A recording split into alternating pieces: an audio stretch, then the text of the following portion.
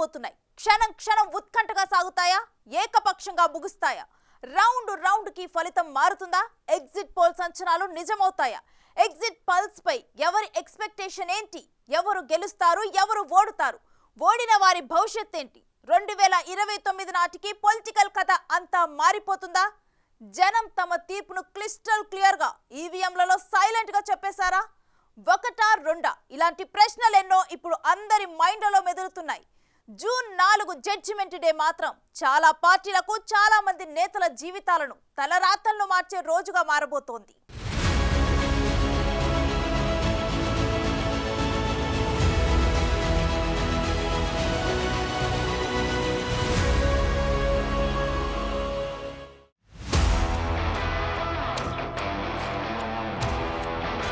మరికొన్ని గంటల్లో సార్వత్రిక ఫలితాలు.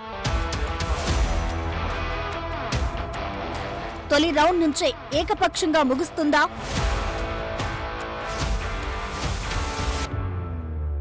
రౌండ్ కు ఫలితం మారుతుందా?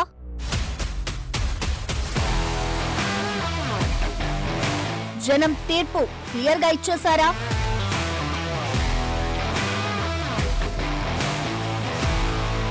ఎగ్జిట్ పోల్స్ అంచనాలు నిజమవుతాయా? ఓడిన వారి రాజకీయ భవిష్యత్ ముగిసినట్లేనా? జూన్ 4 దేశ చరిత్రలో, దేశ భవిష్యత్ విషయంలో చాలా కీలకం కాబోతోంది. ఎందుకంటే సార్వత్రిక ఎన్నికల ఫలితాలు విడుదల కాబోతున్నాయి. అంటే మరికొద్ది గంటలే మిగిలి ఉన్నాయి. ఏప్రిల్ 19వ తేదీన తొలి విడతలో మొదలైన పోలింగ్ సుదీర్ఘంగా దాదాపు 44 రోజుల పాటు 7 విడతలుగా కొనసాగింది. మొత్తానికి ప్రశాంతంగా ముగిశాయి. ప్రపంచ దేశాల్లో భారత్కు ఈ దశాబ్దం ఇంపార్టెంట్ ఫేజ్. ఈ కాలం చాలా విలువైంది. వేగంగా ముందుకెళ్తున్న దేశం దశ దిశను ఎన్నికల ఫలితాలు తీవ్రంగా ప్రభావం చూపించబోతున్నాయి. రిజల్ట్ ఎలా వచ్చినా, ఏ పార్టీ గెలిచినా దేశానికి మాత్రం చాలా ముఖ్యమైన సందర్భం ఇది. మళ్లీ ఎన్నికలు 2029లోనే. సో ఈ గ్యాప్ లో కథ మారడం ఖాయమే. సో ఇప్పుడు పార్టీల భవిష్యత్ కంటే దేశ భవిష్యత్ చుట్టూనే ఓటరు తీర్పు ఈవీఎంలలో నిక్షిప్తమైంది. దేశంలో ఎన్నికల ఫలితాలు ఎలా ఉండబోతున్నాయన్నది ఇప్పటికే ఎగ్జిట్ పోల్స్ రూపంలో బయటకు వచ్చేసింది. చాలా వరకు ఎన్డీఏకు జైకొట్టగా, చాలా తక్కువగా ఇండియా కూటమి వైపు మొగ్గు చూపాయి. సరే, ఇందులో రాజకీయ విమర్శలు, ప్రతి విమర్శలు చాలానే వచ్చాయి.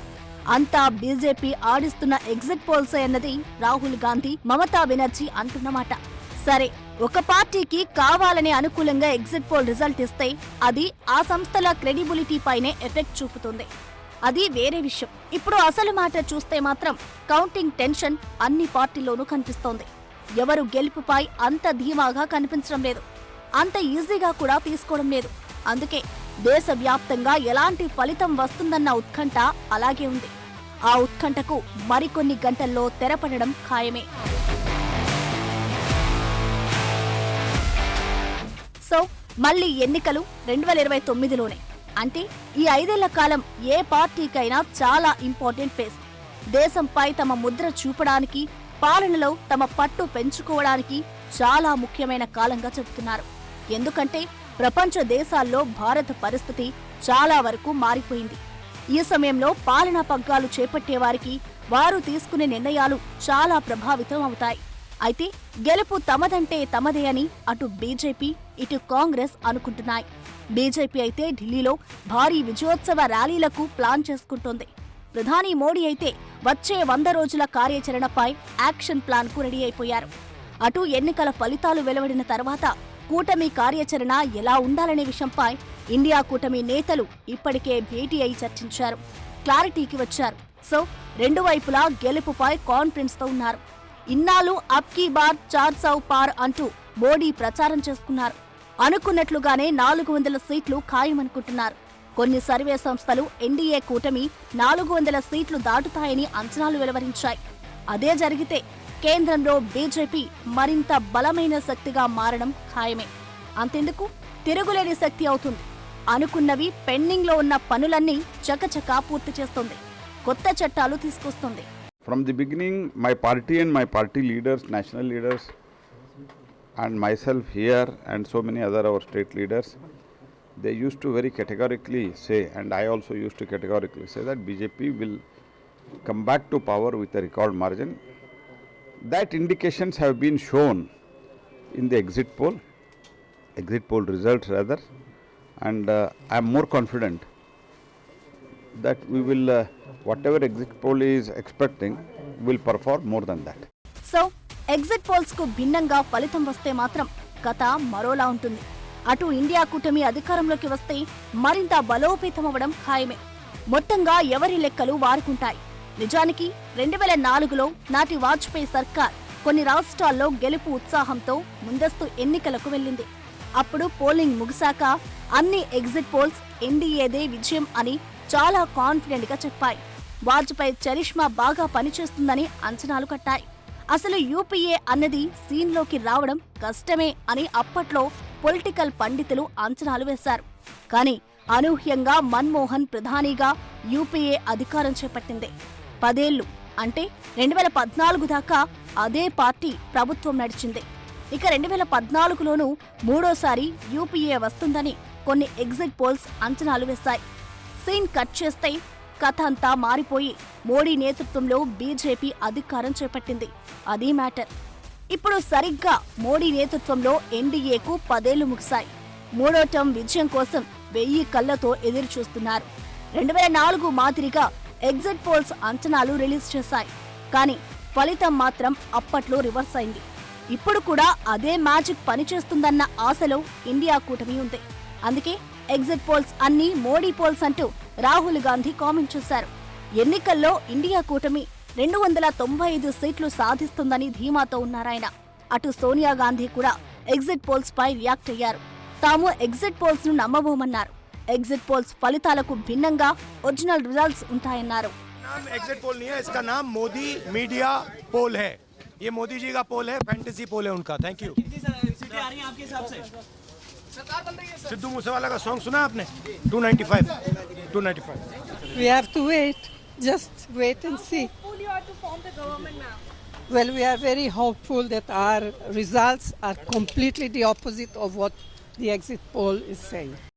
ఎగ్జిట్ పోల్స్ కు విలువ లేదని బెంగాల్ సీఎం తృణమూల్ కాంగ్రెస్ అధినేత్రి మమతా బెనర్జీ అంటున్నారు. ఈ ఎగ్జిట్ పోల్స్ ను 2 నెలల క్రితమే ఇంట్లో తయారు చేసినవిగా చెప్పుకొచ్చారు. అవి గ్రౌండ్ లెవెల్లో ఒరిజినల్ సిచ్యువేషన్ కు తగ్గట్లుగా లేవని అన్నారు. బెంగాల్లో 2016, 2019, 2021లో ఎగ్జిట్ పోల్స్ ఎలా చేశారో చూశామని, ఆ అంచనాలేవి నిజం కాలేదని, ఇప్పుడు అవే రిపీట్ అవుతాయంటున్నారు తృణమూల్ నేతలు. देखिए, ये जो एग्जिट पोल के नाम पे जो नंबर्स सामने लाया गया है, हम लोग उसको टोटली खारिज करते हैं. ये पूरा डिस्टॉर्टेड है. इसके साथ पब्लिक का ओरिजिनल, पब्लिक का जो जनमत है, उसका कोई रिलेशन नहीं है.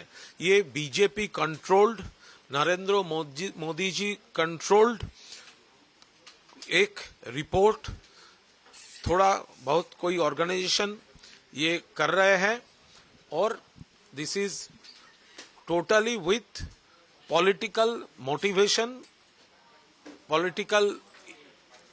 पॉलिटिकली इन्फ्लुएंस करने का कोशिश in favour of Bhajpa.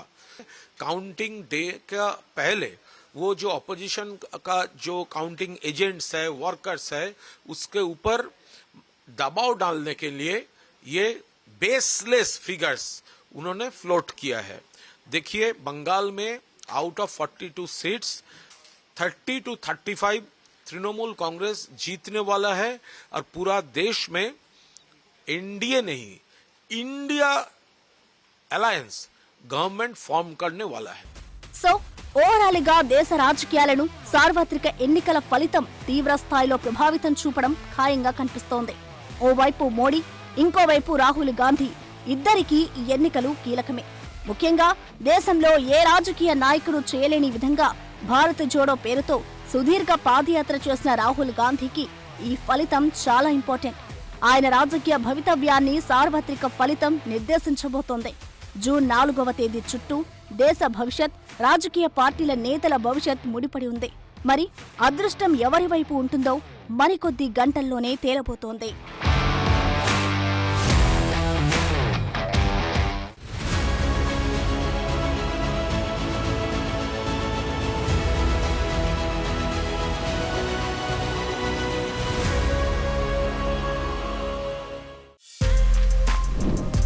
For more videos like this, subscribe Big TV channel.